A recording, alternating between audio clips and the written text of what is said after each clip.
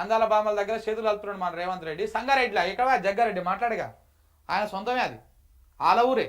ఓ నేను ముఖ్యమంత్రి హోదా నాది లేకపోతే ఇంకేదో హోదా, ముఖ్యమంత్రికి అడుగు గల బింజలాడ నీళ్ళు వేరాదు శతం అయితే కదా, చేత కదా పొడుగు పొడుగు మాటలు. ఓ నువ్వు ప్రెస్ మీట్లు పెట్టుడు, టీషర్ట్ మార్చుకోకుండా 3 రోజుల పాటు అవే పెట్టుడు, పెట్టి ఇంకా ఎన్ని చేస్తావు. రైట్, ఇది ఇట్లా ఉంటే ఇంకొక అంశం ఉంది మిత్రులారా, ప్రధానంగా ఈ అంశం చర్చిద్దాం లాస్ట్. 1,75,000 ఎకరాలకు రేవంత్ సర్కార్ ఎసరు పెట్టింది. 1,75,000 ఎకరాలు, ఎకరం 2 ఎకరాలు కాదు మిత్రులారా, 1,75,000 ఎకరాలకు రేవంత్ సర్కార్ ఎసరు పెట్టింది. స్టాక్ ఎక్స్చేంజ్లో కుదవబెట్టే ప్లాన్. టీజీఐఐసి కింద ఉన్న భూములను తనఖా పెట్టి భారీగా అప్పులు తెచ్చే ప్రయత్నం. టీజీఐఐసిని ప్రైవేట్ నుంచి పబ్లిక్ లిమిటెడ్ గా మార్పు. నెల రోజుల కిందనే జీవో నెంబర్ 12 విడుదల. విషయాన్ని గోప్యంగా ఉంచిన రేవంత్ ప్రభుత్వం. రాష్ట్ర ఆర్థిక పరిస్థితి అస్సలు బాలేదంటూ ఇటీవలే కీలక వ్యాఖ్యలు చేసిన సీఎం. అప్పుల కోసం భూములను స్టాక్ ఎక్స్చేంజ్ లో పెడతారా అంటూ విపక్షాల మండిపాటు. రేవంత్ రెడ్డి కుట్రల మీద కుట్రలు చేస్తా ఉన్నాడు. ఆల్రెడీ నిన్న మనం ఒక వీడియో కూడా చేసినాం. జీవో నెంబర్ 12 తెచ్చి ఆ జీవో నెంబర్ 12ను దాచిపెట్టి దాదాపు ఇది పోయిన నెల 4వ నెలల 12 తారీఖు నాడు తెచ్చి 5 తారీఖు నాడు తెచ్చిండు జీవో.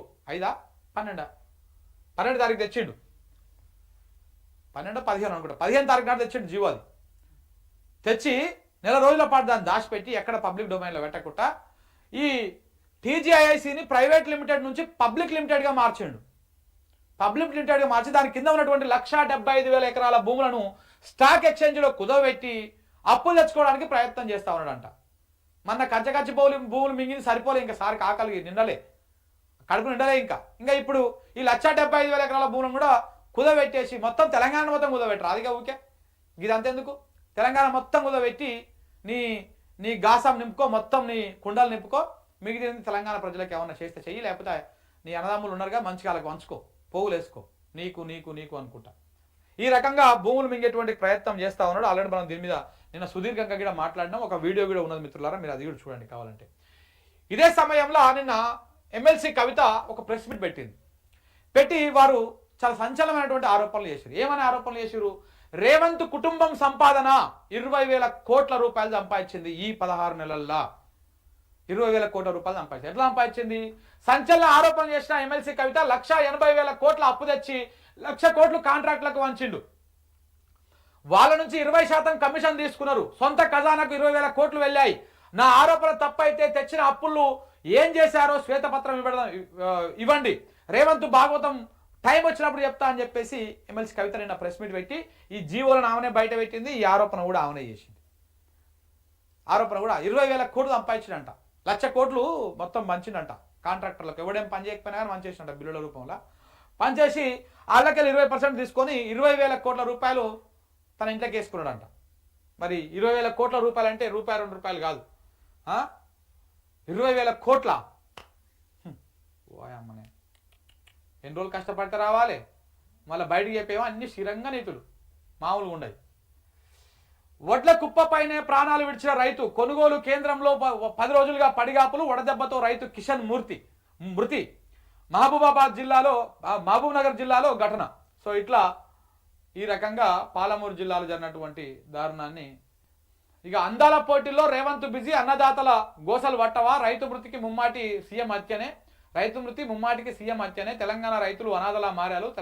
కాంగ్రెస్ దద్దమ్మ ప్రభుత్వం దీనికి కారణం అని చెప్పేసి నా కేటీఆర్ కూడా ట్వీట్ చేయడం జరిగింది. దానికి సంబంధించినటువంటి వార్త.